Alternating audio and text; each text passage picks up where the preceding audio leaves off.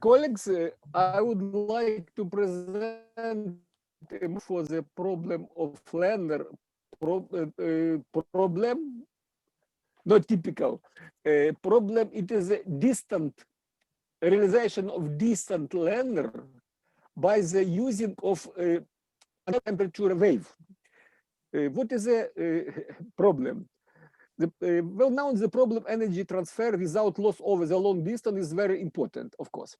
Usually for such transfer, using the very intensive laser pulse, femtosecond, nanosecond, picosecond, so on. Of course, it is very difficult problem. It is very expensive problem, necessary very powerful laser, so on. It is not any way related to the typical problem of LENR. One of the possible mechanisms of long distance energy transfer is related to the using of thermal wave. Thermal wave, it is a possible solution of the typical equation of thermodynamics. From this, but from the other hand, the standard, the solution of standard equation of thermodynamics lead to a very damping wave, very damping, that very rapidly damping in this air, for example, or a different space. It is not possible to using such waves. From the other hand, it follows from our analysis that the standard equation of thermal transfer is not has a very great errors, because is using incorrect assumption. For example, let's consider this problem in detail.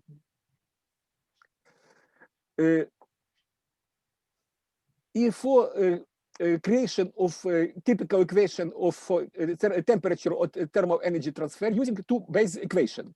First one, it is a Fourier law for non-stationary heat flux, this one. So heat is flux is proportional to gradient of temperature. Another way, an equation of continuity is connected change of temperature in time and change of flux in space. We have two different cases, equation with the same variable. So where is this equation? Is it the parameters? It is lambda, rho, and c. It is the coefficient heat transfer, density, and specific heat. Typical, very standard equation. This equation study all students in the understudy of mathematical physics. Also, from these two equations, the classical parabolic different equation for special variation of temperature field follows this equation, typical equation, well known. It is easy to calculate, easy to obtain the standard solution. Standard solution, it is a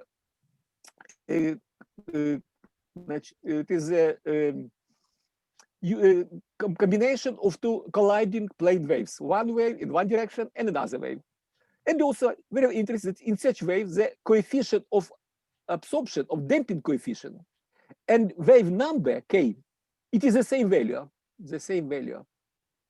So this coefficient of damping is proportional to square root from the frequency. For example, in air, let's consider air.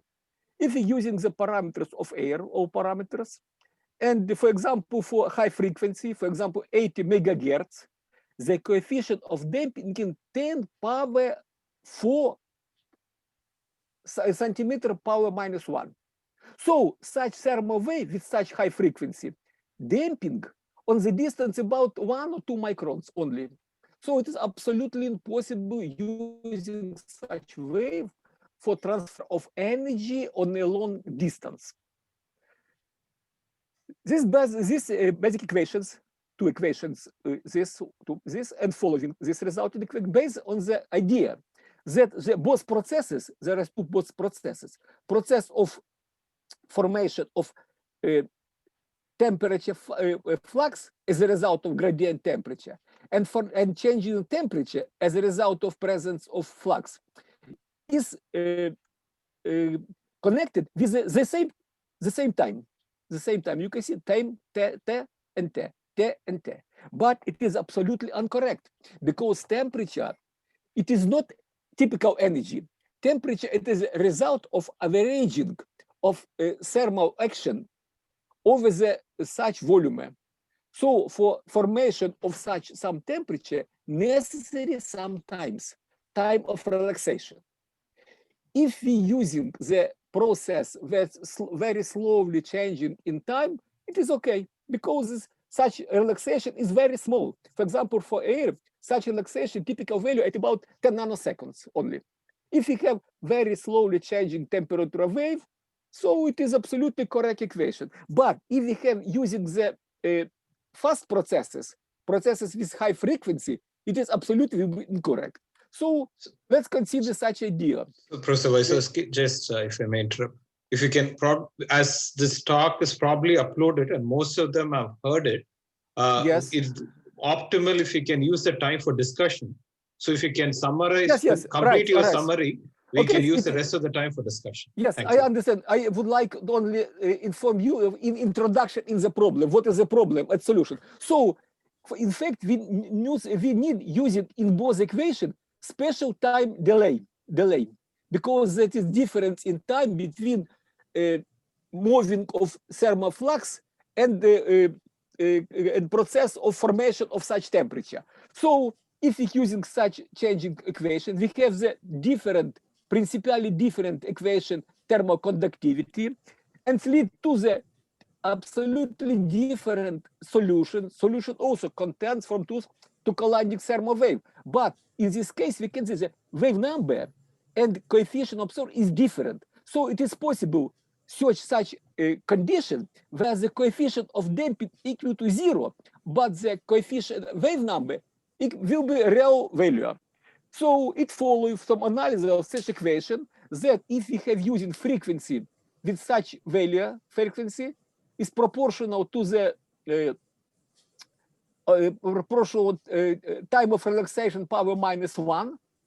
And for example, if n equal to 0, 2, 1, 2, 3, several spectra, several frequency, such frequency can moving without any absorption, because for such frequency, the coefficient absorption equal to 0. In this case, we have the following solution. We have two waves without any damping.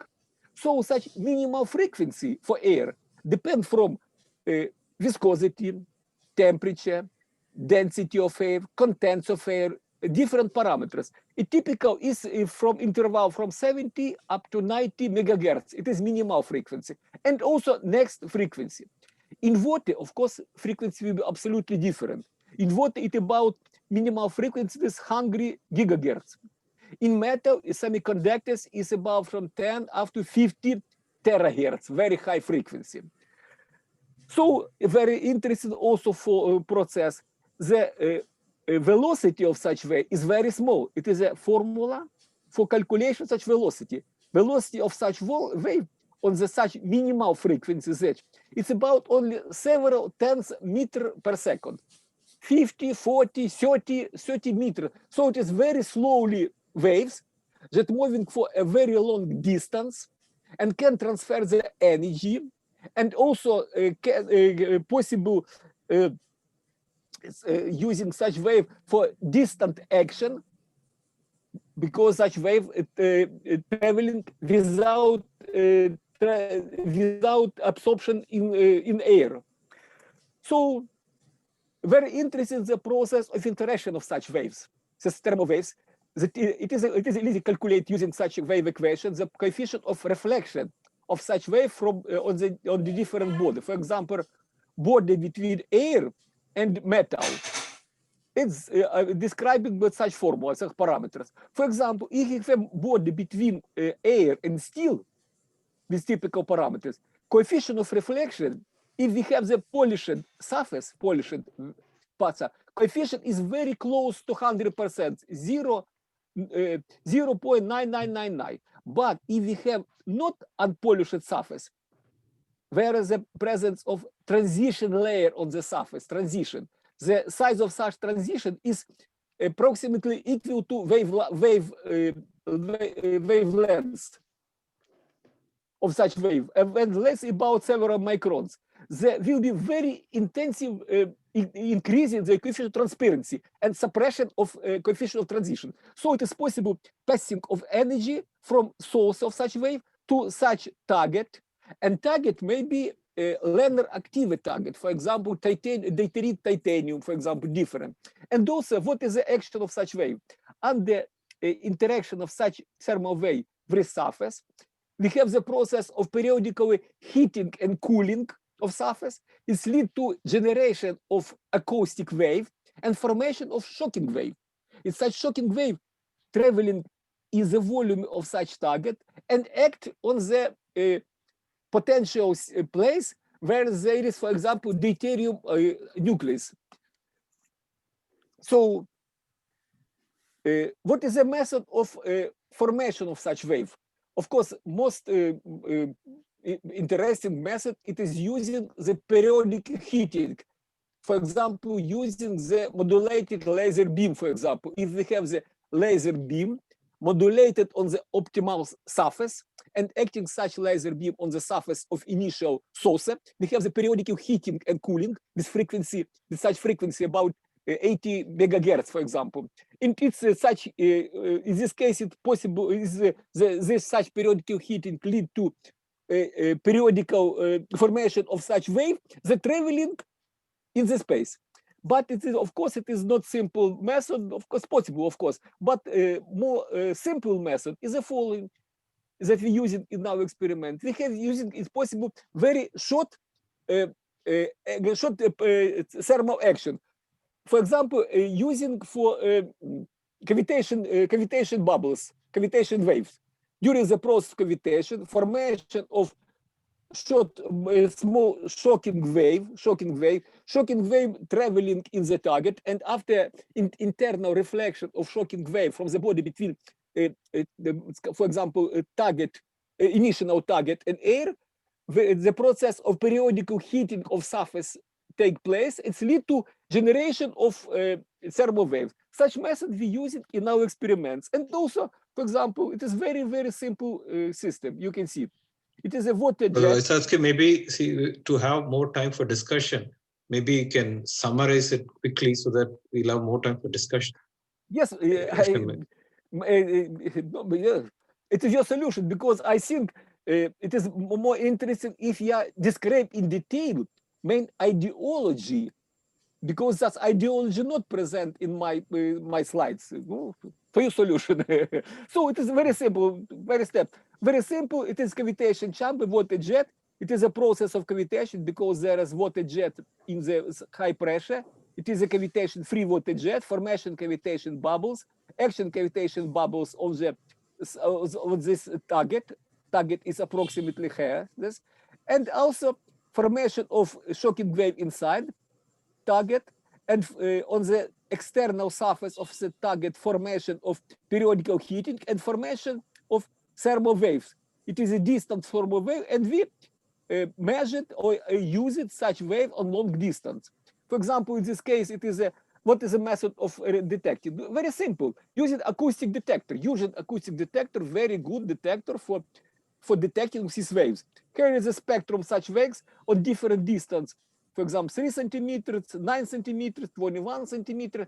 And when we have conducted such experiments with distance about 2 meters, maximal distance is only related with the size of the laboratory, because such waves possibly detected by different many meters, for example. So what is the spectrum of such wave? You can see it's absolutely correlated in the theoretical model. Initial waves, main harmonics, next harmonics. If we have the more short pulse, the spectrum will be different harmonics. There is present, but is very small amplitude.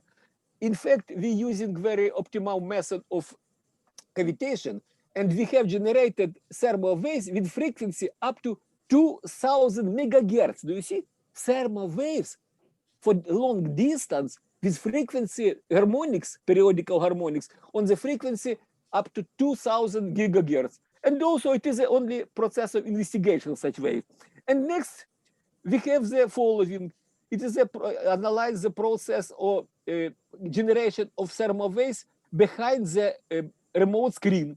So it is, for example, acoustic detector. It is remote screen. And we have polished or non-polished surface, different orientation. So we have formation of thermal waves, action of shocking wave here, traveling shocking wave, action additional secondary thermal wave, and moving to detector. So it is possible generated thermal wave behind the screen. Very interesting. It is a real photos of such system. What photos? And also, for example, for different orientation of the screen, by the in polished and unpolished surface, we have the different amplitude of shocking wave. It is an acoustic detector. It is a cavitation chamber Harris. It is a manometer. It is a metal screen with a different orientation of polished surface. It's a polished surface, unpolished surface. And also we have not only acoustic detector, also it's possible using the photoplate situated here. And because we have very intensive such thermal waves, interaction of such thermal waves with black paper or photoplates, you understand? Interaction of X-ray, of thermal waves with surface, with black paper, that in which was isolated the photoplates, lead to the generation additional X-ray radiation inside. You have additional radiation that's registered onto photoplates. It is what sort of photoplates is initial first plates. This one, it is second plates.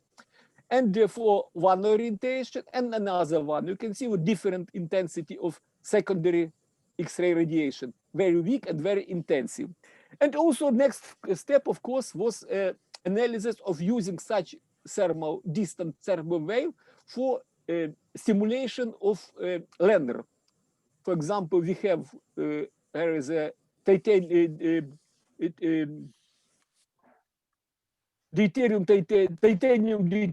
with titanium plus deuterium target with loading 150%. Distance on the large distance, here is about, I don't remember, maybe several 10 centimeter here distance, and also track detectors also.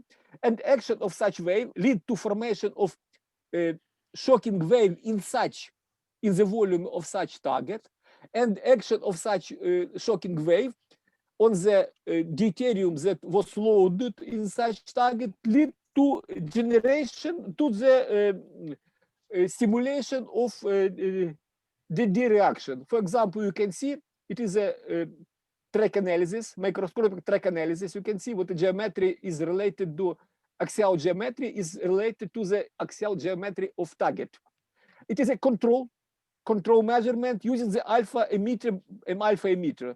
It is now experimental. It is alpha emitter, control alpha emitter by radionuclides. This approximately the same form of tracks. It is our experimental tracks. And also you can see the different of motion of tracks. You can see different orientation of tracks because we have the using the target made of cylinder, form of cylinder. And also we have conducted additional very important experiment using investigated the possibility of simulated of LENR behind the steel screen. So we have steel screen with different orientation, and we have using the same target. So it was not direct action of thermal wave, but direct action of thermal wave on the screen, and also generated additional secondary thermal wave that act on the distant target. And also we have analyzed the process of alpha particle generation. And also it is a form alpha detector. It is a different point for analysis, different point of analysis. And for different point 1, 2, 3, 4, different point, it is a view of alpha detector. And very interesting, there is some point, for example, point 5 and 8 here. Very, very intensive generation of alpha tracks where we have observed, very intensive process generation. And it is a view of alpha tracks in another different other place. So what is the mechanism of formation of such simulation is, according to my opinion of an analysis, is related to the action of such secondary, it is weak, not intensive shocking wave, of course, because the intensity of energy of cavitation ultrasound shocking wave generated at usual water cavitation is very weak. It is a energy millijoules, only millijoules, but is a very small energy by very intensity, great intensity, because pulse is very short pulse lead to formation of secondary shocking wave in target. The shocking wave act on the micro cracks where is situated the deuterium. It's lead to formation of, in our opinion, coherent generation of formation of coherent correlated state. And if, for example, the fluctuation of energy in such area, such action is, for example, if they have the usual typical room temperature to the target, but the fluctuation of energy may be really equivalent several tens keV up to maybe 40, 30 and more keV. Of course, it is lead to formation, to the stimulation of nuclear reaction. It is very interesting that by such method of formation of coherent correlated state, so using of not averaged energy, but using the fluctuation of energy, very short fluctuation of energy, because fluctuation of energy in such process very small. It's about 10 power minus 17 minus 80 second only. It's by this such action, it is very interesting. The calculation shows that in this case, the main reaction is reaction D plus D generation of helium-4 alpha particles. Do you know, in hot fusion, the probability of such is very small, but in this case, it is a main reaction. So it is a very short analysis of our experiments. Thank you for attention for my first presentation, please. Thank you, Professor Wysotsky. So invite odd questions from the audience. First, what we can do is Professor Wysotsky has presented two talks. Last time we said we didn't have enough time for discussion. So probably we can first discuss this talk. And then if there is some more time, we can discuss the previous talk. I request audience to start the discussion. I know, are there any questions? I am ready, please. So maybe if I can start. See, there are other situations, for example, using ultrasonication. There is something called sono fusion, where there is isoentropic collapse of a bubble, which supposedly creates a very high temperature and a slew of chemical products, and even so-called sono fusion has been reported. Is the mechanism here similar to what has been reported in such cases? If you are aware of such results? Yes, it is very interesting. Yes, of course, you're right. It is a problem may be related in very small part to the sonofusion, but at usual sonofusion, the temperature during the collapse of cavitation bubble, it's no more there than maybe 10 electron volts, maximum 10 electron volts. But during the process of distance action of thermal wave, it is in using coherent correlated states, the energy fluctuation may be several tens keV. It is very different. Several or 10 electron volts and several tens kilo electron volt.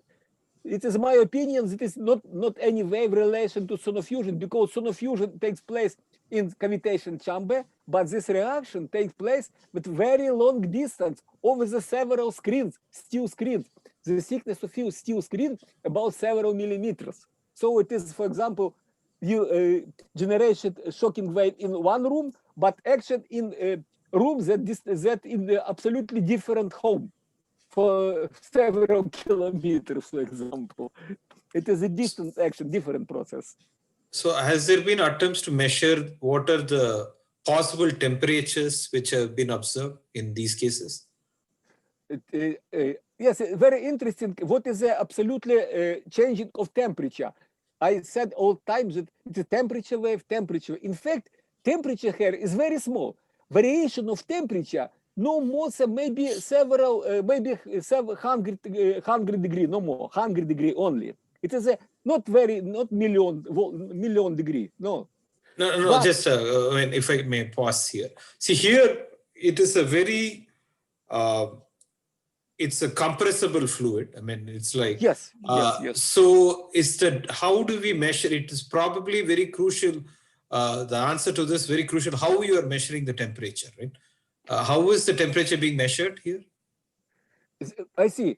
Their temperature is very small. All the time, target and investigated nuclear is at very low stationary temperature. There is very great, very short fluctuation of temperature. Short fluctuation of temperature, very short, very short pulse, lead to formation of very intensive shocking wave. Shocking wave, it is acoustic, not thermal wave. Inside the target, we have generated secondary shocking wave. And main mechanism action, it is not temperature wave, but shocking wave. Thermal wave is a method of passing of energy, transfer of energy over the long distance. Because usual acoustic wave, it is not possible passing for long distance. Because we know that hypersound not can passing for long distance. Very strong suppression of hypersound. So coefficient of absorption of hypersound or acoustic wave with frequency about several tens megahertz is approximately the same grade that coefficient absorption of thermal wave. So the wave with frequency several tens megahertz, acoustic wave, damping in air on the distance maybe several microns, no more. But we have conducted such experiments on the distance up to 2 meters. 2 meters, it's a million times more than micron. Okay, may I ask something? Sure, please. Okay, which one is the pulse duration of your thermal wave? Okay. Pulse duration, microsecond, millisecond. You can see, please. Oh, it is typical. Here is what is a structure of wave. It is not monochromatic wave because totally the pulse duration of excitation. Duration, millisecond. Yes, duration. It is maybe about less microsecond, maybe several tenths nanosecond, up to 1 microsecond, no more. Because it is not monochromatic wave. Monochromatic wave is total suppression of damping, but some near this frequency also may traveling on long distance. So it is a spectrum. We have typical frequency is 80 megahertz, but because there is several additional frequency, we have the formation of pulse, thermal pulse. It is a structure of thermal pulse. It is a duration. It is a scale of duration here, as you can see. Typical value in different experiment, different, depend on the construction, on the of pressure of water, of construction of cavitation chamber, but is in any case much less than 1 microsecond, less. So there is some correlation with solitons or nothing to do? Yes, it is similar solitons. Yes, it is similar type. Right, similar solitons, yes. But it is thermal solitons. Thermal solitons, but with specific main frequency.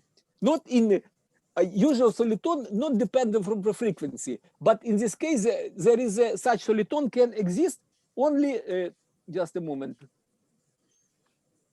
Can you also clarify where the titanium plate is kept? What? You can see, it is a frequency structure. You can see it is a megahertz. Main frequency about 75 or 80 megahertz. Next, 225 megahertz. Next megahertz, for example, here is no value different. Here is 225, 380. For example, 631 megahertz. It is portable, but it is not stronger monochromatic wave. But because it is not equal to zero, the spectral branch interval. Because so it is not monochromatic wave, but because there are several frequency component near the main frequency, it leads to formation of short thermal pulse. And duration, of course, it is a typical Fourier analysis duration, and we have it is a very old calculation. It's a very simple analysis. It is an analysis in relation to frequency, and analysis in time. Here it is analysis in time. Spect in time dependence. In time, you can see here is a typical duration of such pulse. So it is about less than 1 microsecond. Yes. Are there any other questions?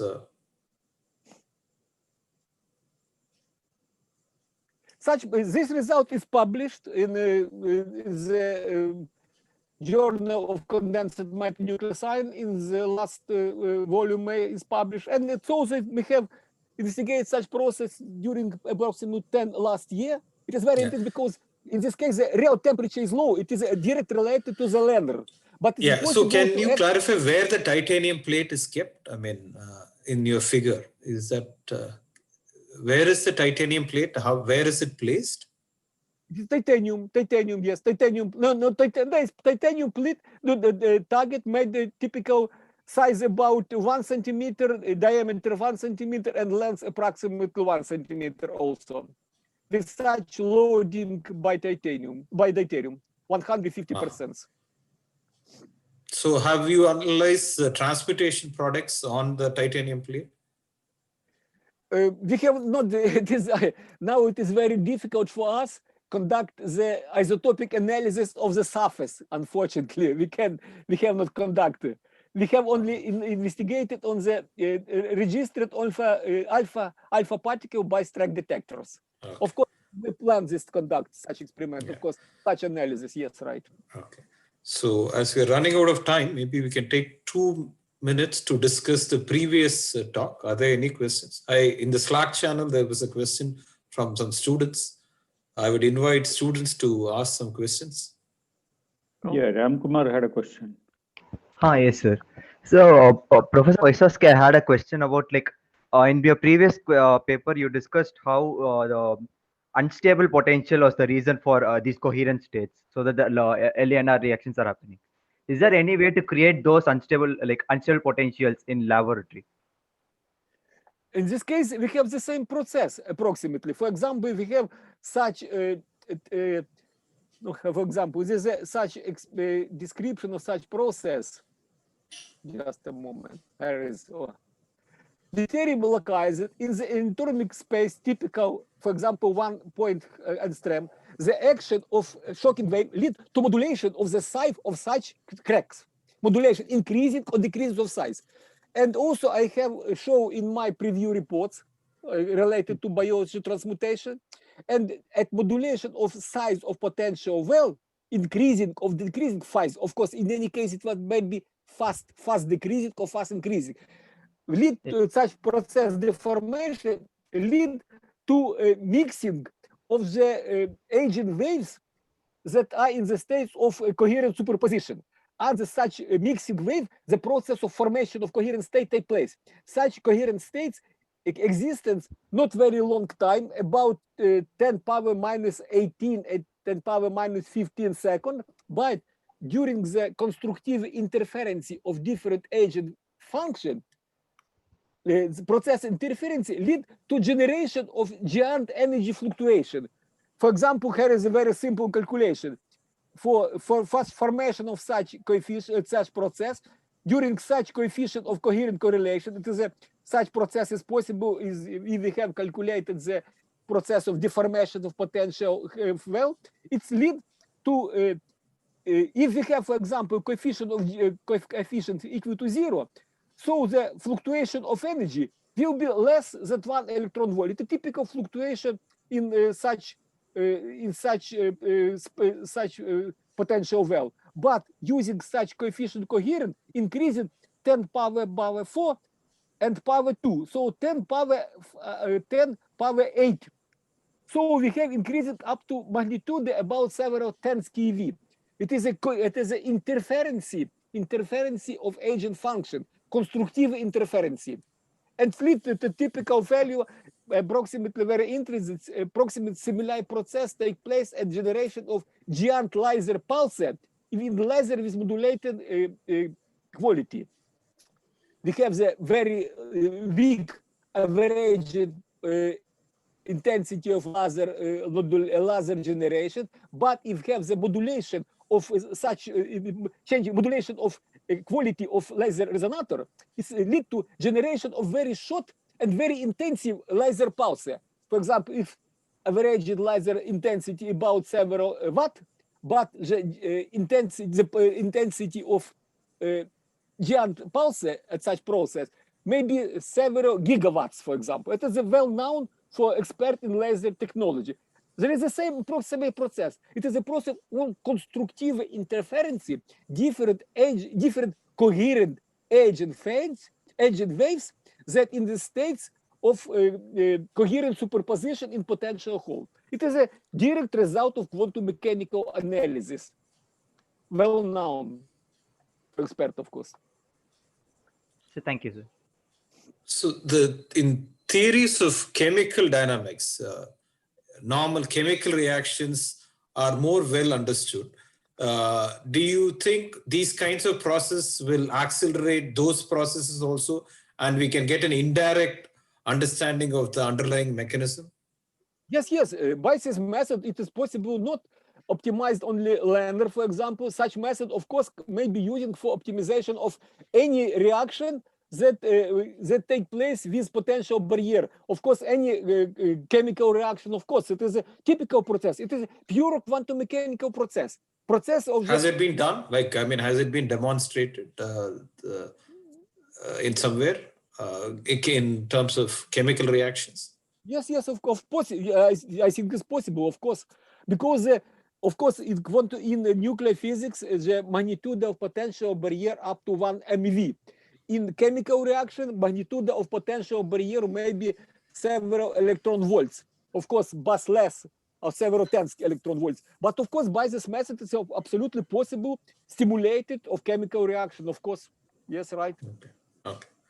So maybe in interest of time, we can move on. Thank you, Professor Wysocki. We're all fairly shocked by the results. We'll move on despite the shock. So I invite the next speaker, Dr. Anthony Zupero. Is that the right way to pronounce your name? Yes, can you hear me? Hello? Yeah, we can hear you.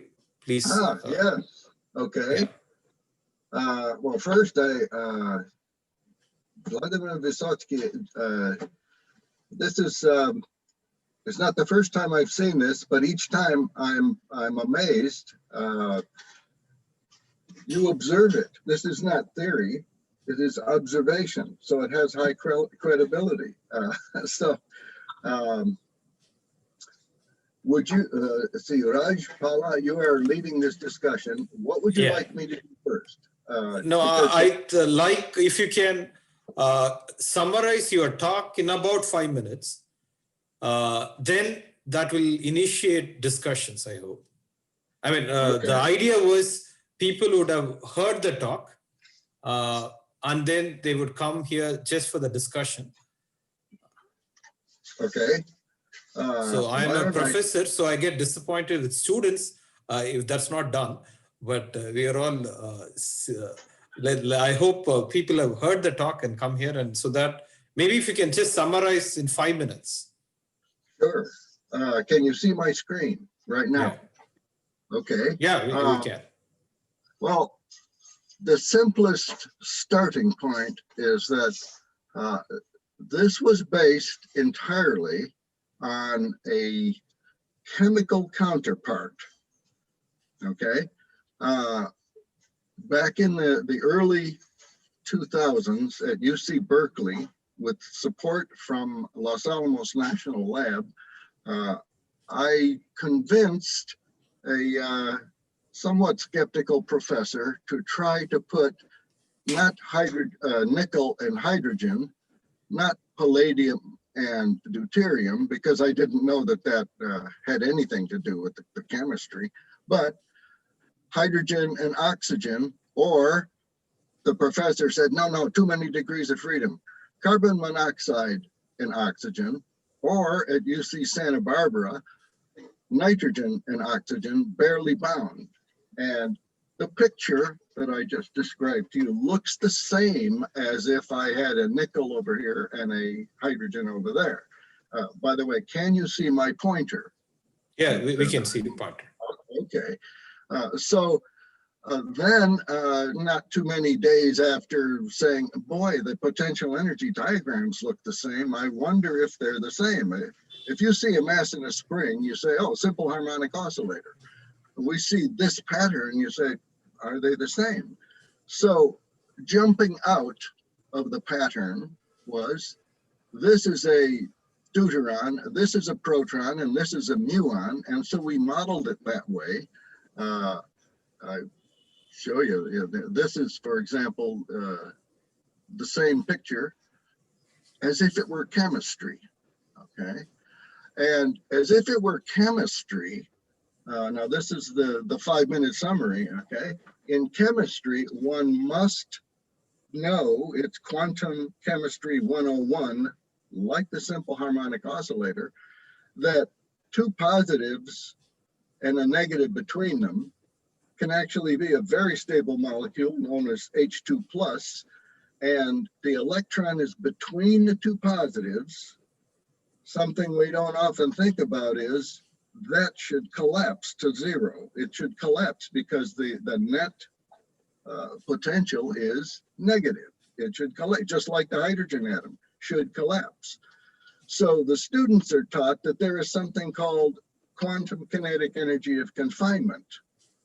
And the electron being confined pushes against whatever is trying to squeeze it. In this case, a positive and a positive trying to collapse, attract themselves into this electron, okay? The electron says, no, I'm going to bounce back and forth a bit and satisfy Schrödinger equation and resist that by simple Heisenberg or modern Robertson Schrödinger. So the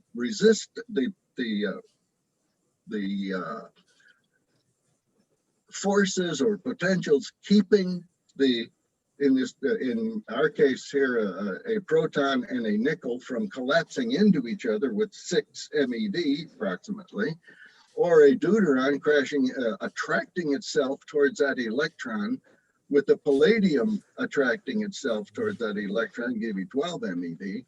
Instead of them crashing, the electron resists, and it resists proportional to 1 over the mass. So if I put a muon in there, I get that, well, first thing, this top part is about 200 MeV. So these two things cannot squeeze to nuclear dimensions. This part right here is electron volts. This is just a simple molecule of H2 plus or nickel hydrogen, bare nickel hydrogen plus. The curious part happens when you allow the muon in your model to be the electron. When the mass of the electron goes up, the momentum repulsion goes down, or the quantum kinetic energy of confinement goes down. It drags the attraction potential. This is at nuclear dimension. This is chemical. So the ground state keeps going down, down, down, down, and at some value of heavy, you get a threshold. And at that point, I said, wait, what happens? This is now let's see if I made the picture right. Yes, you start from the chemical state and you attract all the way down to a place where the repulsion says, no, you can't do that. But it's a 2 potential well, understood in chemistry. So you tunnel from this one to that one and back and forth. But tunneling from chemical to nuclear meant that the reactants were together and binding, and the electron had to be hyperbolic, unbound, and it took all the energy. Now, this exact process happened with the muon, And the totally unexpected thing happened was that the muon came flying off with 5.3 MeV, the entire energy. In chemistry, that was the reason that everybody, 3 different chemistry groups all said, what? You can't have an electron flying out from carbon monoxide, oxygen. And Sommerjai's lab was the first to see the actual electron coming out with the binding energy. Or we don't like hydrogen oxygen, but nitrogen oxygen, the biggest thing was that the electron came out and the product was left in the ground state or in low states. And I said, that's similar because when we have DD fusion, we thought it was DD fusion, we got things in the ground state. So now just apply this tunneling from chemical state to nuclear state, identical to the chemical template, and you energize, you put all the binding energy of the reactants and the Coulomb attraction. Remember, this is Coulomb attraction for a tiny tunneling probability. You don't go there with continue, you have to have tunneling. Well, we find out that if you just energize the nuclear reactions in the nucleus with the entire binding energy, with the reactants and the electron inside the boundary of the nucleus, you can make up all of the, you can make up branches, which gives you all the isotopes you see. And in fact, when you have reactants squeezing themselves with 6 MeV into the nuclear boundary, this would be a hydrogen, that'd be a nickel. Or what happens then is you've set this up for electron capture. And so if you were Ed Storms, you would say, wait a minute, if that's a proton and a deuteron, the proton's going to eat the electron and become 2, let's see, I think he said P plus D gives tritium. Okay.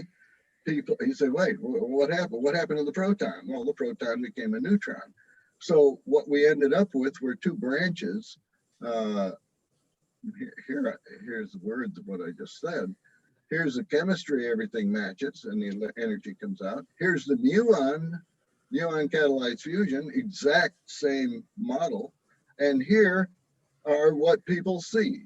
The Iberian asked me, where's the silver? Or why did I get 107 silver? Well, it adds exactly as in chemistry. We see with the nickel reactions, you get copper. In the copper reactions, you get zinc. You always see the zinc.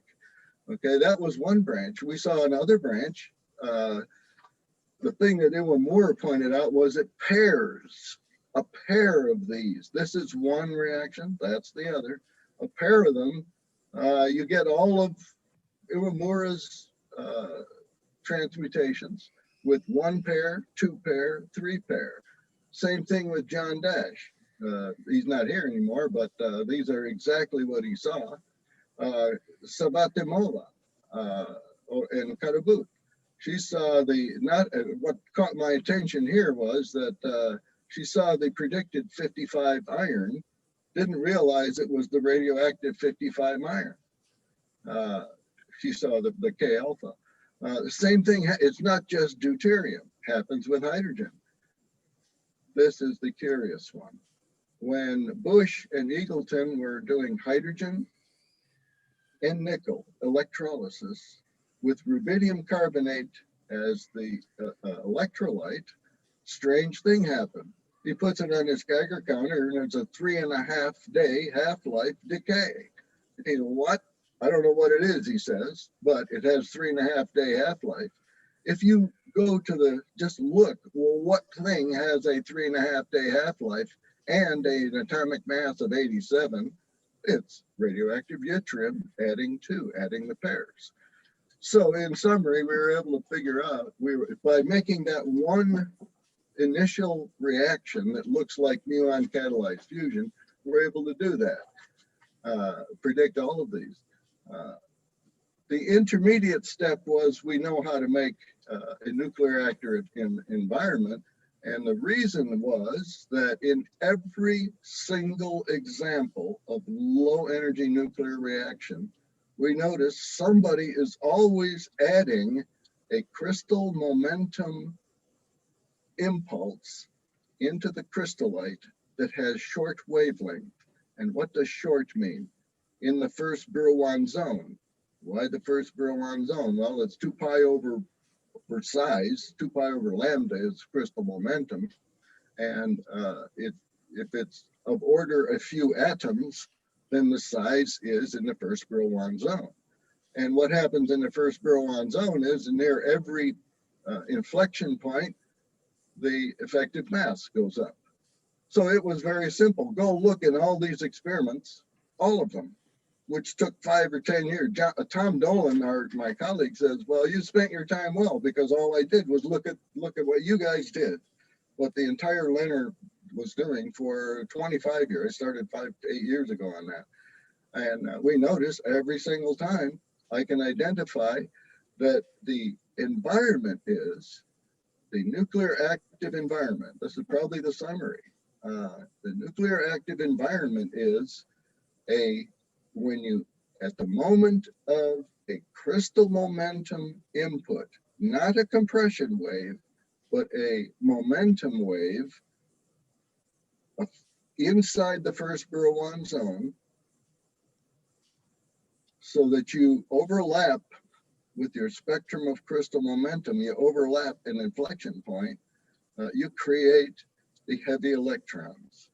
And in every case, if you have reactants in the vicinity of the heavy, adjacent to each other, in the vicinity of the heavy electron, and a crystallite with inflection points appropriately placed, nature gives them to you, you get a reaction. And it seems that every time this is set up, every time this in situation, no matter who does it, they get reactions. So that's the summary. Thank you. Okay. How So long maybe- did I take? Did I take longer than your 5 minutes? That's all right. We can open the talk for discussion. Okay. How do you get the heavy electron? I didn't understand. Oh, a heavy electron. If you do any of the LENR experiments, let's pick glow discharge because it's very easy, or Iwamura, drop a hydrogen or a deuterium onto the surface of a palladium. When they snap into the crystal, okay, you have a distortion wave, which is of order crystal size, and you get the heavy electron. The heavy electron is then between the 2 reactants, and if it's above the threshold isn't that big, you get a reaction. So just inserting short wavelength crystal momentum into the crystal generates the heavy electron, and the heavy electron is what So why does it generate a heavy electron? Why does this wave generate a heavy electron? Oh, the heavy electron comes because you have added crystal momentum to it, and the mass near an inflection point is 1 over the curvature. So let me get some actual band structures. Here's a band structure of palladium hydride. Where it goes flat, notice near the Fermi level. You don't have to add energy. Near the Fermi level, it goes flat, and changes curvature. A lot of places change curvature. Anthony, Go ahead. okay, I mean, see this inflection point, you know, when you say that the mass goes to very large values, what you mean is that you talk about an effective mass if you treat that particle as a free particle. I mean, and that is a mass that you will use only if you treat it as a free particle. And you hit, yes, And you hit the, but you can't use this over this. that's nuclear. exactly right. You cannot use that particle. So, and that was, if Augustine were here, he told me 5 years ago, he can't use the effective mass. And you know why? He's exactly right, because the condition for the effective mass is that it is non-interacting. And the moment you stick it into a molecule, it is definitely interacting. So the question was for 5 years. Yeah, Excuse you me. can't use it. Pardon? See, that is not the point. Actually, first of all, I mean, see, this is one of the things that is mentioned originally in Kunin's paper also. You can always Yes. get reactions if you can increase the effective mass, but they said there's no way to do it. Right? I mean, they know these things very well, and they said there's no way to do this actually. And now, That's if I think about it, this effective mass is really supposed to be a mass that you use as a. This is to be used only over large distances. The distance well, scale has to be much. Can I just finish? The distance scale has to be much larger than the Brillouin zone, which is like almost yes. So you can't use this over short distances. Well, that's not quite true. When it's ballistic, there's a crucial point. You cannot use it, by the way. You are absolutely theoretically and applied exactly correct. It cannot be used at nuclear dimension. You say, well, why then? And this is why we kept persisting, because we know we can't use it as a regular electron with heavy mass. It just, that doesn't work. Okay. First, the mass comes because the lattice is providing like a Fabry-Perot cavity, and you have to have the wave, the wave function has to be able to see the lattice, and that happens at the speed of light at the fastest. And when you get down to not even a nuclear dimension, it's way too fast for the communication of the electron to the lattice. So it has to look like a regular electron. So it has to. So then why in the heck does doing that one assumption that you could use it give you everything that we see? Why? And we believe, right? Because you can't use it. But that's not fair. I mean, now you're giving a theory. Now your phenomena is it's very fascinating. The phenomena that you're talking about is very fascinating. But then if I agree with you, that is giving you this. So you can say that if I use that effective mass, then this works. But then that's right. This is the effective mass that I can use. That you have to be careful about now. Yeah, see, what you're saying is how can you use a catalyst that does not interact? Because that is exactly the condition that we are forcing on this. We are saying that maybe if I may interrupt, see, maybe what Pankaj is trying to, maybe the part of the question is, see, we have a physical mechanism. See, physical mechanisms like this has been explored in surface dynamics. Landau-Zener processes are there. Theory of hot electrons is there. And the works you are referring to in UC Santa Barbara, I'm aware of these things. And most of these physical mechanisms have been converted into standard quantum mechanics and chemical dynamics, and results have been demonstrated. So that a qualitative picture can be translated into mathematical equations, and there are predictions and which can be tested in the laboratory. Has someone attempted to translate this physical picture into via mathematical apparatus and given some predictions? Only to calculate the effective mass. That's the only. What is that calculation?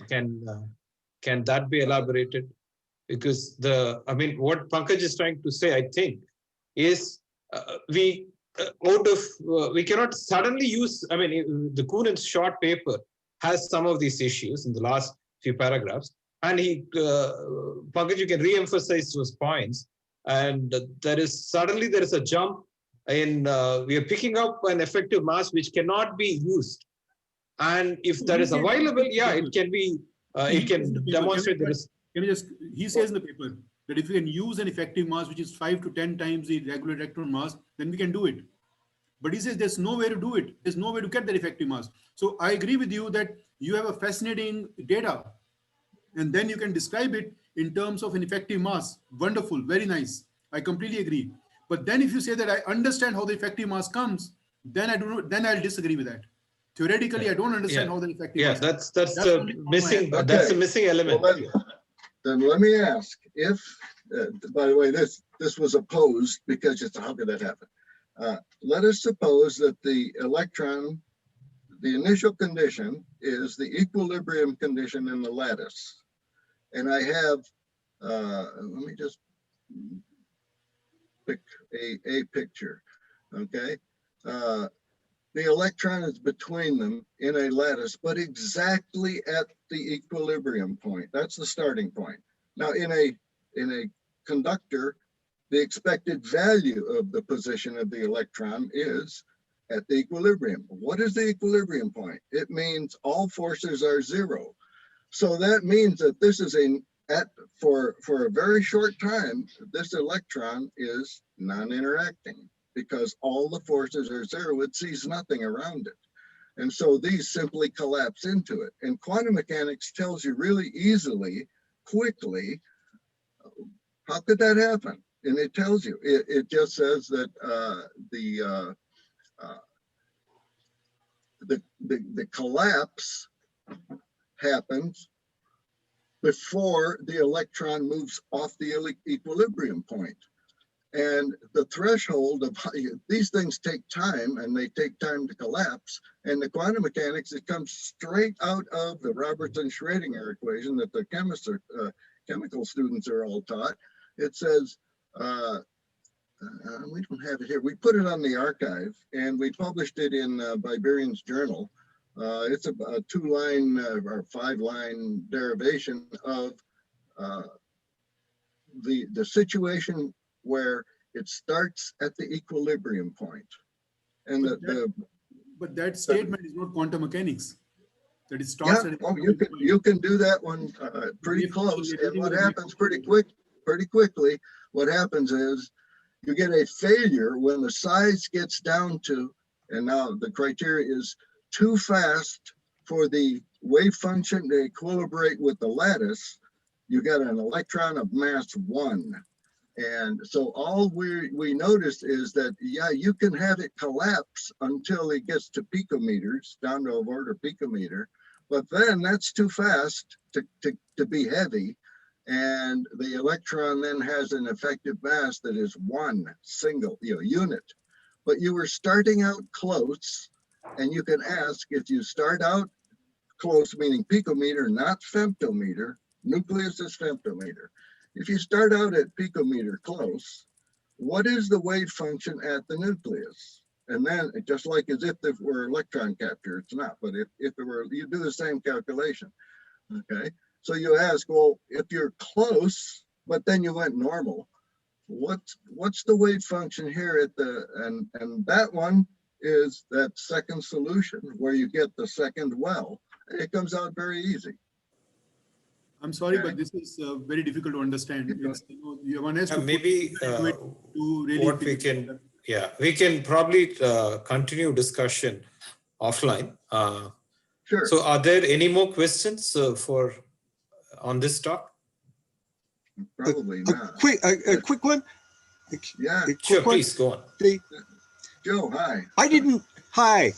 I didn't see your document in the files that were available.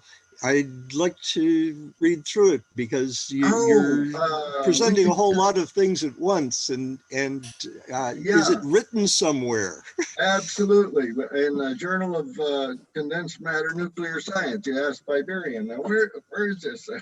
He just published it last year, and then we put it on the archive.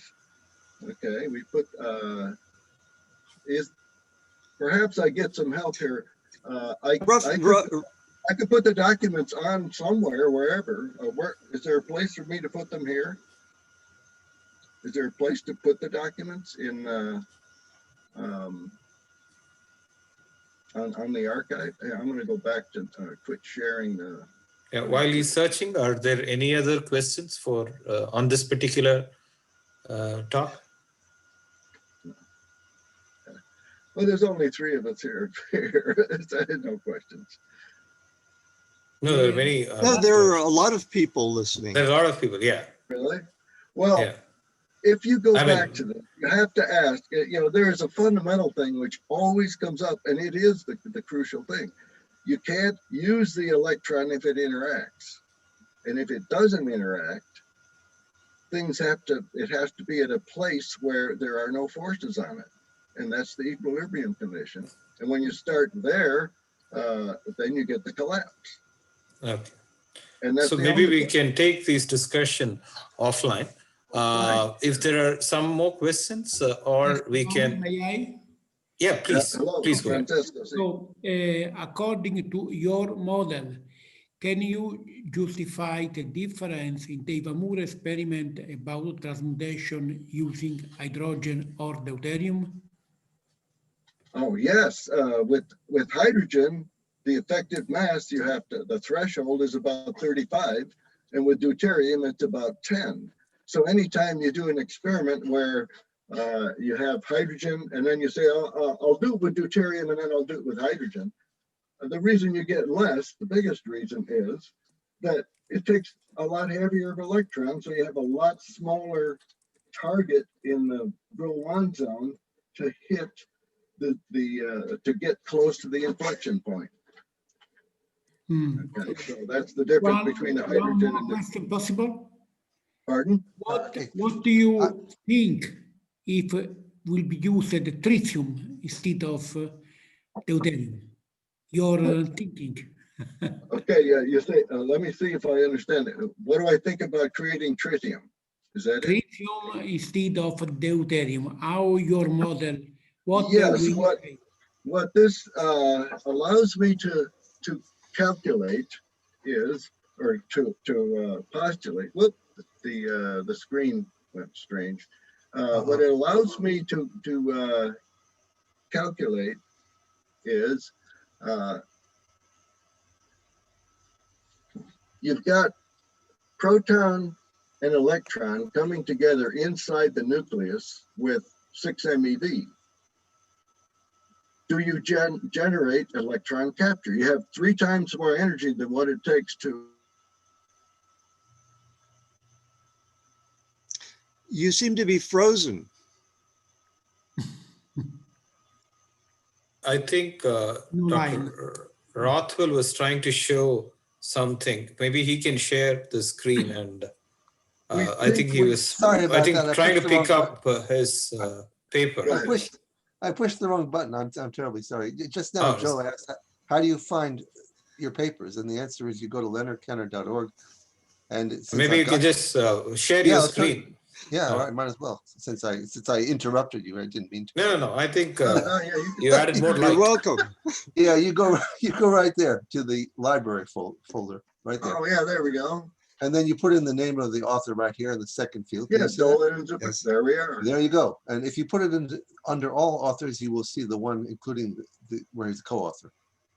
Yeah, heavy electrons. Here we go. And you can do that with anyone, and you can always, and then you just click right there, and bingo, you're right on the. Yeah, maybe that's a good place to start. And in the interest of time, people can read this. Now they've found the paper.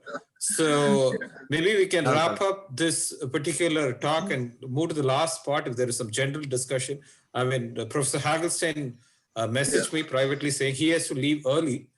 I request, maybe we can move to the last session where of general discussion. I contacted Dr. Mekubre on certain things, the question which we were discussing in session 2. What would be a minimal model? He has sent me some information, but before I start sharing, if there are some particular views on which you want to discuss, we can move on. I would like to thank Dr. Anthony Zupero for the last talk, and maybe we can have some time for general discussion and wrap up this session. So I request Professor Biberian to welcome. So I request Professor Biberian to give some opening remarks for on how we can wrap up this and how we can take the whole thing forward. Well, first of all, I would like to thank all the organizers for this conference, because we didn't have a conference for a long time. So it's great to see each other again and exchange ideas and results. So that's a very important point. And I think we need that more often because talking together is very fruitful, and exchanges are great. I love it. I think we are progressing. And I know I've said that 30 years ago, but we are still progressing. And we are closer than ever to a solution, you know. I don't know if um, the main field of science will accept what we are doing soon enough.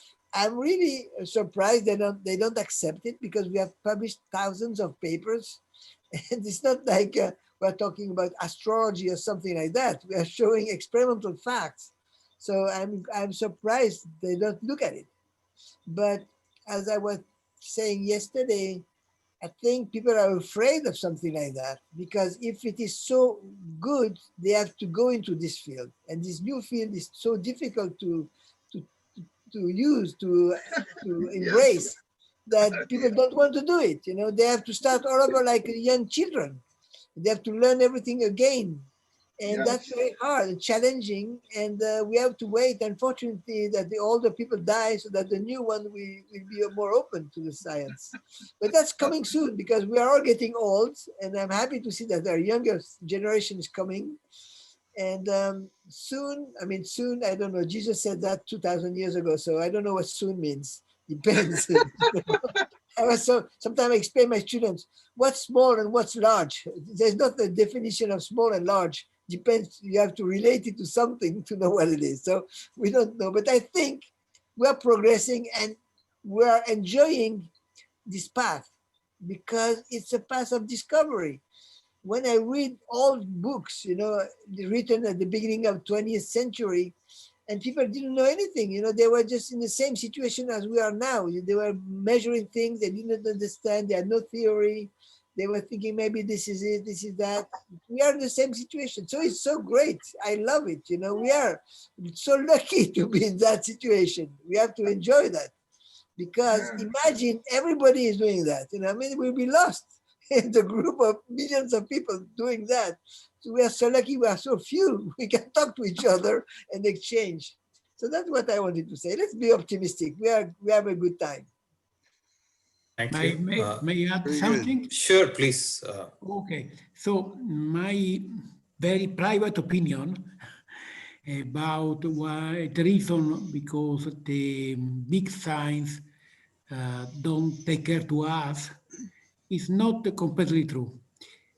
The main point of big science, that is the standard model, is not able to explain what is happening in even their own experiments.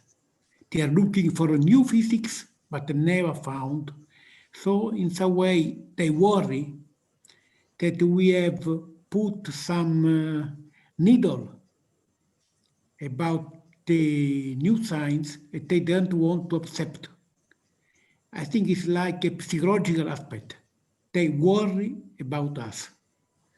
I have several people in big science, because I came from CERN, my region is CERN. I spent 7 years there, and still I have very good friends around. But their feeling, they worry. They worry, they sometimes joke about us, but they worry that we have a possible solution even to thin part of standard model that doesn't work. The dark matter problem and so on is still completely open, and no solution using the standard model. So it's, I think why it's a psychological model. They worry about us. So we have to be enough strong to overcome this transition time. I think in quite a short time, maybe 1, 2 years, we will have enough practical experiments. So they have to accept. We need to increase our tabletop experiments from some watt, maybe 10, 20, but continuously. So we will be the winner. And maybe okay, I stop. Thank you. there other views which you would like to share? Or maybe I can also share what Dr. McCubre sent. I request, because he said he won't be able to participate, I asked him if he would like to share some discussion we had during session 2. I will just share it.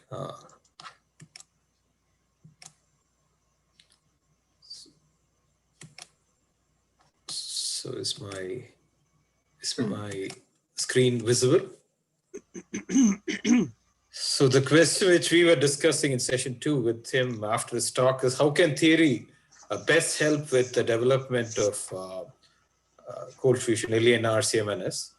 So I would just read so that explain or rationalize the observed and non-observed. Okay, so hopefully, probably what he meant is from standard quantum mechanics and others, so on. We explain what has been observed and not observed. So things, how to do interpolation, extrapolation, the new system, I suppose. Can theory be used for designing new experiments, I suppose, physical condition and parameters? So the theory-guided experiments, that'll be great. And obviously, anything nuclear, safety is very important. Probably, can it give guidelines, scale up, and potential applications? I really like these quotations. I will share the slide with all of you so that you can also go over this. So this is, I mean, from an experimentalist point of view, he has given this. What are hands-on experimenters looking for help? How do you, from theory? Okay, so yeah. So how do you probably, there are many theories that are proposed. And if each of the theories can also provide guidelines how to prove or disprove the theory, okay, concrete pointers. As experimentalists, that's what we are looking for, right? So how does a theory connect to experiment? That should be very clear. So identify the aspects of problems being addressed. Major assumptions is not very clear. Usually it looks like two worlds. Theorists operate in one world, experimentalists operate in two worlds. They don't even meet closely. So both are required. And this is his own statement. Okay, so it's he has worked in this field for a long time. So on the whole, I feel the predominant blame for our present seeming impasse must be laid at the field of experimentalists. As an experimentalist, that's a strong statement.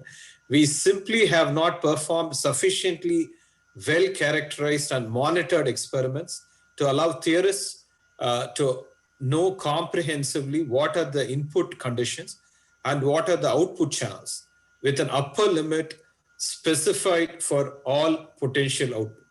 Okay, so it's a very strong statement that Dr. McCubre as an experimentalist is making. Is very graceful of him. And so he has framed the slide with the help of Dr. Nagel. So it is from an old paper. I mean, I couldn't talk to Dr. McCubre, so I'm just he just sent me a mail a few hours ago. This is a question which we've been discussing during session 2. Is there only one or more than one basic physical mechanisms active in LENR experiments to produce the diverse measured results? Okay, so I also raised this with Dr. Edstrom's, Dr. Wysotsky, and so on, because LENR seems to operate in inorganic systems to biological systems under seemingly different conditions. Is there only one mechanism? Okay, so that's an important thing we have to answer. Is excess heat from electrochemical loading and gas loading experiments due to the same basic mechanism? That's an important question theory should answer. Or protons and neutrons interchangeable? Because it's very, very important for practical applicability. Okay, many of the things we cannot do with using neutrons if it can be done with protons. All right. So this is one of the things that Dr. Mahadeva Srinivasan was very interested for. If you want to make a large area device, this is an important question that we need to answer in a very fundamental manner. Right? Do LENR occur exclusively as individual uncoupled events, or is it possible to have cascades of LENR in which one reaction makes other more likely, right? Is there a problem? I mean, it's not very clear what he's trying to elaborate here, but in my opinion, this chemical fusion and fission coupling, is it there in some ways? That's something which we need to explore, because some of Professor Biberian's experiments, what he gave 2 days ago, fission seems to be playing an important role, but there is a role for fusion, maybe, and chemically induced energy events, okay, so which can get you to certain amount and then initiate some other nuclear processes. That's an important thing we have to elaborate, clarify. Or what time scales do LENR release energy? That is, what is the time history of power generation by LENR? Is the excess heat due entirely or partially due to nuclear reaction? And if partially, what other mechanism contributes to heat output? All this is probably connected with question 4, right? What is the coupling between different energy releasing processes? Do transportation products and kinetic evidence for nuclear reactions, neutrons, charged particles, electromagnetic radiations arise from heat producing reaction?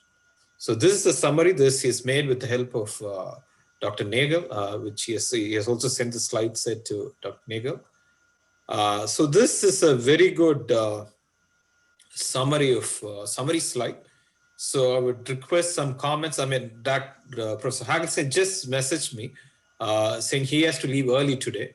I wish he had been also there to comment on this. I would request some theorists, for example, Professor Pankaj Jain, to probably elaborate on this slide. Then probably Professor Vysotsky can also talk about this a little bit. Pankaj, would you like to start? Well, I mean, I think that experimentalists and theorists have to work together to really, address this issue and try to, come to a common ground. And, maybe we have to set up a collaborations with one another to really understand one another's point of view. And it is very, very necessary that we try to do, calculations with as much rigor as possible. It is not a good idea to, simply dismiss this standard, opinion, because there are very, there are very people who have said that, this cannot work, have probably thought about it very carefully. And they have lots of experience, with basic physics, with basic quantum mechanics, which is a fundamental theory to describe this. And they will not just dismiss it just like that. They probably know what they're talking about. So if there is some way out of it, I mean, I'm working on it only because I think there may be a way out of it. But that way has to be demonstrated very, very carefully with a lot of hard work and with considerable amount of rigor. Otherwise, we will never have success. And that will happen only if, we put together our ideas with one another and try to work together and experiment. Like, I think I completely agree with Professor Mukurube's slides. He's put the thing very nicely, that experimentalists have to give us, a very well-characterized experiment to tell us exactly what's happening. And they have to also, I mean, wherever they use some parameterization, they can use a parameterization. For example, there are standard experiments, where they say that, well, the screening energy is this much. That does not mean that the screening energy is this much. It just means that that is a characterization of their experiment. You can characterize experiment in terms of screening energy. That's perfectly fine.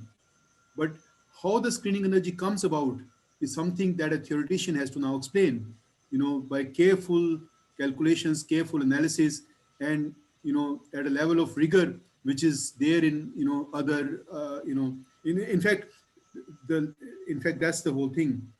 The level of rigor that we have to show has to be actually even higher than what they have to show in other areas. In fact, if you see the papers published in, even some of the most respectable fields, Physical Review D, I publish in Physical Review D, Physical Review C. I see the level of rigor to be quite poor in many of those papers. Quite poor. I mean, I'll tell you, I know. And but yet they go through because people don't care. Okay, fine. I mean, the person is not saying much, so fine. We'll just publish.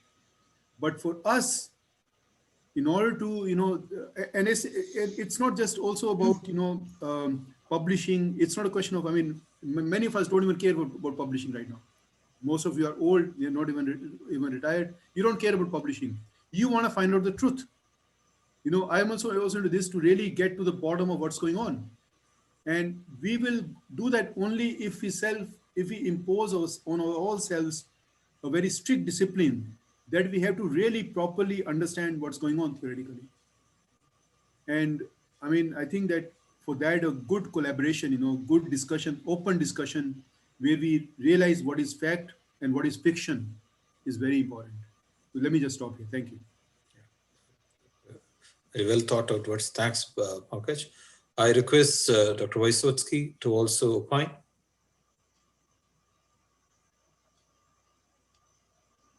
So is Dr. Vysotsky around? Yes, I'm here. Yeah, so can you also probably opine on what has been mentioned? I had discussed my point of view on this problem because there are several very strange effects in LENR. First of all, it is a giant transparency of potential barrier of low energy, but also another more important, maybe, it is a totally absent of daughter radioactive isotopes and very strong suppression of accompanying gamma radiation. Because from the traditional point of view of hot fusion, it is not possible created only stable daughter isotope and not created radioactive isotope, because the probability of such process approximately the same. But according to the process of formation of coherent correlated state is absolutely different processes, because we need for creation of any reaction, for conducting any reaction, we need using giant fluctuation of energy. But this energy, it is not energy release, it is energy generated for a long time.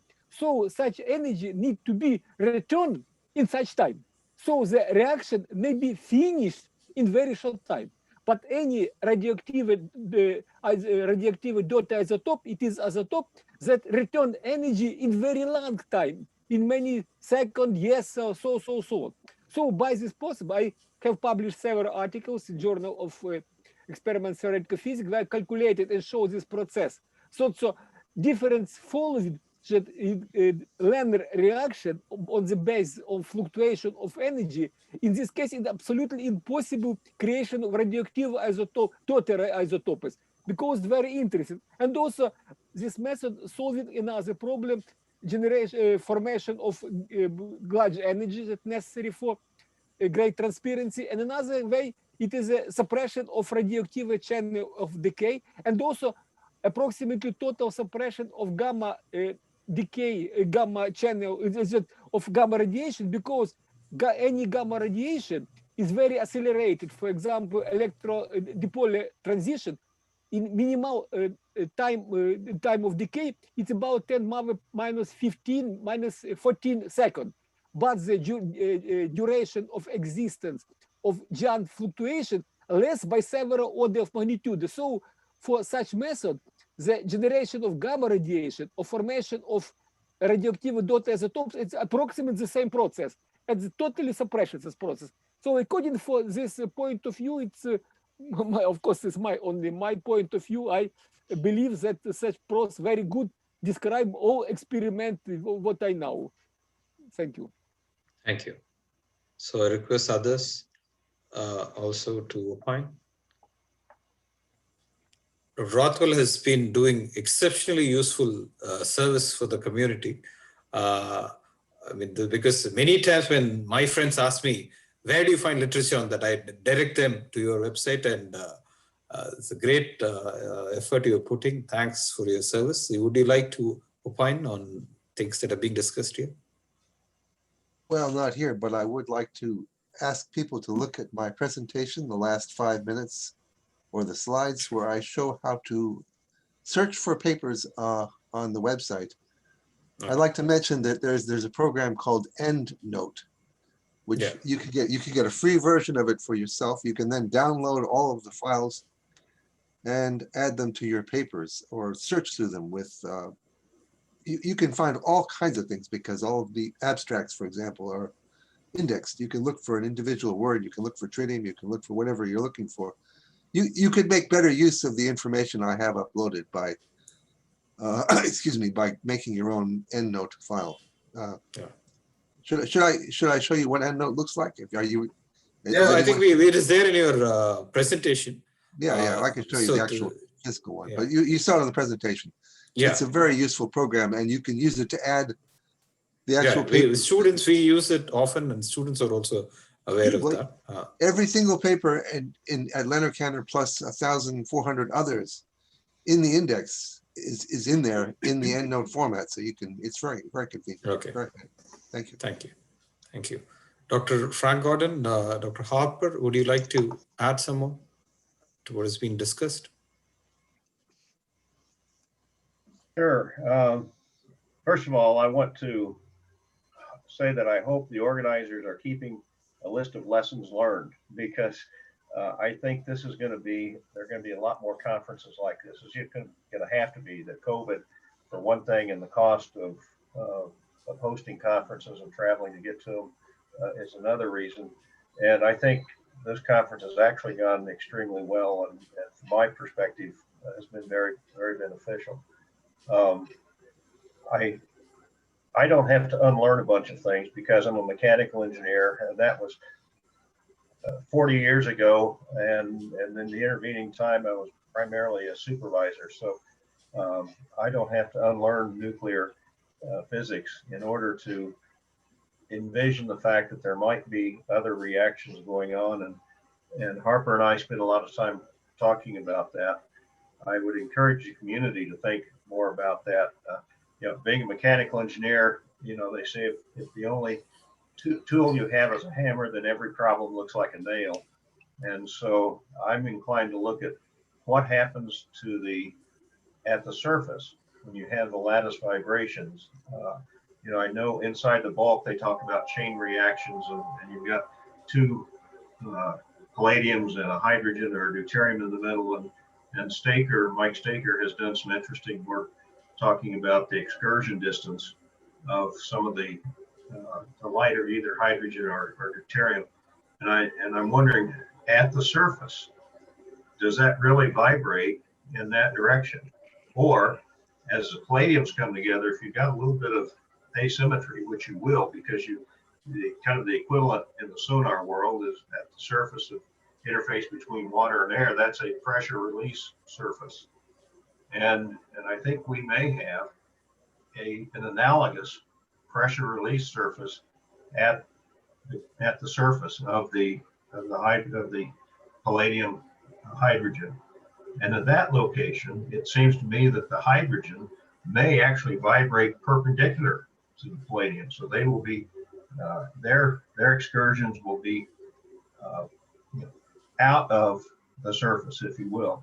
And the question is, in a vacancy, can you get enough compression from the palladiums pushing in that one of those hydrogens will achieve escape velocity, to use another term, at which point it will then ionize as it goes through the gas.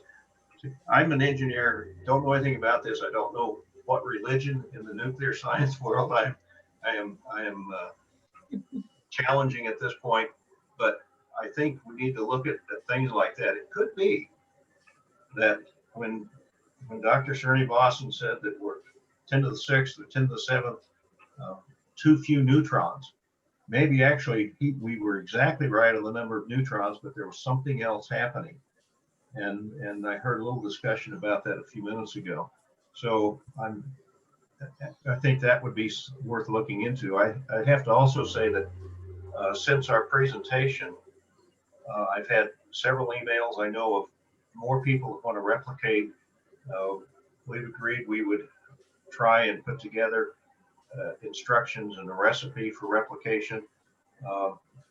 At the same time, rather than just throwing that out there, I would like to think about what would we like to have happen if we get a lot of people to replicate. You know, we don't just want it to go, you know, any direction that it has. We kind of like to keep it focused or somehow bring the results back together so that people can analyze them and learn from them and see where we go. So I've sent an email to John Paul and Jed and asked them to think about if we could have anything we wanted out of the replications, what would it be?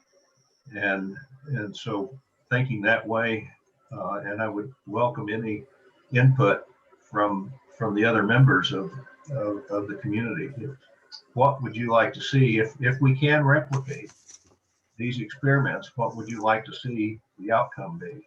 And so that would be helpful for us when we organize and set up the replications. So other than that, I guess, again, thank the organizers. I'm sure some of the students got a good chuckle out of the fact that all of these scientists who know how to produce PowerPoint presentations don't know how to turn it into a YouTube presentation, which I tried. I know Jed tried and everything, but somehow the students did it. So hopefully tell us how that worked, so that maybe we can either do it ourselves next time or make sure that whoever the organizers of the next conference are, make sure they have that capability in the back room to help all of us. I'd like to make one comment based on some of the observations that were sent in comments that Frank talked about, and that is, I don't believe that there's a problem of does it produce electricity? Do our experiments produce heat? If I have made the calculations correctly, and I'm not sure that I have, but I find that we get up to as much as 16 times as much of the energy is going into heat as goes into the energy being extracted electrically in the load resistance. So I believe that there is plenty of opportunity here for both camps who believe that heat is the important quantity to measure, and those of us who like to measure electricity because our instrumentation is so much simpler than calorimetry. Thank you. So Dr. Joe Walkers, you've been attending all the sessions. We'd like to thank you for that. Would you want to say something here? I hope you would also put Mike Makubre's topics, the things that he sent you, because his experience is so wide over all the kinds of experiments that have been done. Yeah. And he's very thoughtful. It would be a good reminder to us of what, what still needs to be done. Yeah, two ways we can do it. This session is going to be online anyway. And in addition, I'll circulate the slides to every participant. And maybe Dr. Makubre can also record his thoughts and upload it on YouTube. We will surely do one of these things so that this is documented well. Yeah, would you like to? So just send me the slides and I will upload them. Sure. Yeah, that's the easiest thing. Okay, so I would like to share in open the secret of which many faculty know. Behind every successful faculty or a set of diligent students, especially we would like to, I would request Ankit and Ramkumar to come show their face. They've been working extremely hard. Ankit, Ramkumar, Ankit is our brave warrior PhD student in physics, and Ramkumar is an MSc physics student. Ankit, would you like to come online? Yeah, they too, I mean, Rajiv, Pankaj, myself, we tell them, get it done, and they get it done. Okay, so that is one of the reasons why this thing has to get to mainstream is students can, intelligent, hardworking students can participate and get positions themselves to pursue this. That's one of the reasons we should get it to mainstream. Ankit, Ramkumar, would you like to say something here? We really thank you for all the work you have done. Or they are too tired to talk right now? No, sir. Hey, this is a great opportunity to interact with different people. Like before this, I didn't know much about LENR, like how serious this was. But right now, like seeing all people's research and works, like I got really interested into this. Okay, good. Ankit? So I think for me, this particular field, I had interest in. Maybe you come closer. I'm not able to hear you well. I think the environment is not right. Actually, I don't have earphones. Okay. So for me, I actually wanted to learn a lot of experimental characterization techniques, and then I met with Professor Rajiv, who introduced me to this field. So thanks to him. And then this presentation, I actually got answers to a lot of my questions, actually, which I had in my store for a long time, but I didn't follow it. So thanks to all, and thanks to Professor Pankaj and Professor R. Palwani, actually, who are actually leading our fields. And then for me, it's been a great opportunity, and I would like to do much more better than this. Try to perform much better. Okay, good. So we all, Pankaj, myself, we got interested because of Rajiv. He has been our champion, and he has been exploring all these things for the last 5 years, I guess. So I would, for closing remarks, I would request Rajiv to give some comments and close the session. Rajiv? Yeah, okay. So anyway, it is clear that we have to do very, careful experiments. And it is also clear that we have to do theory starting from first principles. But I think what is going to make a difference is, as Professor Biberian said yesterday, that if an energy device succeeds, I think that will change everything. It is not very clear whether good experiments or theory will make it, but definitely an energy device, a working energy device, even if it produces only low-grade heat, but consistently, I think that will make a big difference. I think with these remarks, I think we can close this session, and I thank all the participants. Yeah, I had just one more thought, Rajiv, just to add. See, in some ways, due to COVID, we were able to bring people from lots of different time zones, places with near zero financial costs. Okay, so that is an important thing for a community which is starved of funds, including travel funds and so on, research funds. This is a great opportunity. And this, in some ways, if we can even continue in the sense that if we can have, see, there is this JCMNS email list, and there is forum for discussion. If we can have a monthly talk, or monthly or twice a month or something. Rajiv, yeah, please. Yeah, monthly seminar or a monthly seminar in a detailed manner. If it can be initiated and continued, especially because this crosstalk between experimentalists and theorists, that would really help. Okay, so if we can continue this in some manner with a monthly talk, I would request Professor Biberian to take lead in this and organize this and so on. We would also surely contribute to this effort. I hope that we can keep in touch. It's not just a one-time event, and this would be a fitting what Dr. Mahadevan Srinivasan, I mean, at a fairly advanced age, he come and he spent 3 days and got us energized.